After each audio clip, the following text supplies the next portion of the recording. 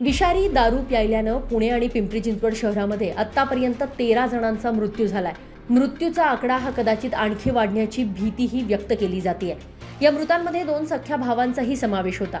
ही विषारी दारू प्यायल्यामुळे फुगेवाडी परिसरातील राठोड कुटुंबियांमध्ये 2 सख्खे भाऊ गेल्यानं राठोड कुटुंब हे पूर्णपणे उघड्यावर आले। मात्र दुःखाचा डोंगर कोसळलेल्या या कुटुंबाच्या नशिबी मरणानंतरही हालअपेष्टा आलेल्या आहेत।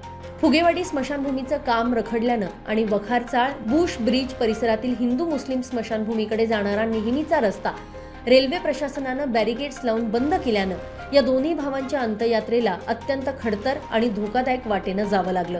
दोन्ही भावांचं पार्थिव त्यांच्या नातेवाईकांनी आपल्या खांद्यावर उचलून रेल्वेनं लावलेले बॅरिकेड्स आणि रेल्वे रूळ पालथे घालत स्मशानभूमीपर्यंत नेलं। मात्र राठोड कुटुंबाची झालेली फरफट पाहता आता तरी रेल्वे प्रशासन आणि पिंपरी चिंचवड महापालिका फुगेवाडीकरांना स्मशानभूमीसाठी कायदेशीर आणि सुरक्षित रस्ता देणार का असा संतप्त सवाल उपस्थित करत आहे। दरम्यान या विषारी दारूमुळे घरातील 2 कर्त्या पुरुषांचा मृत्यू झाल्यानं आधीच उद्ध्वस्त झालेल्या राठोड कुटुंबाला मरणानंतरही हालअपेष्टा सहन कराव्या लागल्यात आणि हे चित्र पिंपरी चिंचवडमधल्या फुगेवाडीत पाहायला मिळालं। एका बाजूला बेकायदेशीर विषारी दारूमुळे कुटुंब उद्ध्वस्त झालं, तर दुसऱ्या बाजूला अंत्यसंस्कारासाठीही सुरक्षित रस्ता नसल्यानं नातेवाईकांना अक्षरशः जीव धोक्यात घालून पार्थिव स्मशानभूमीपर्यंत न्यावं लागलं। या संपूर्ण घटनेमुळे प्रशासनाच्या उदासीनतेवर प्रश्नचिन्ह उपस्थित झाले।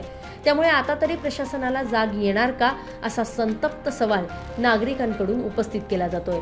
Bureau report, Lokmat video, Pune.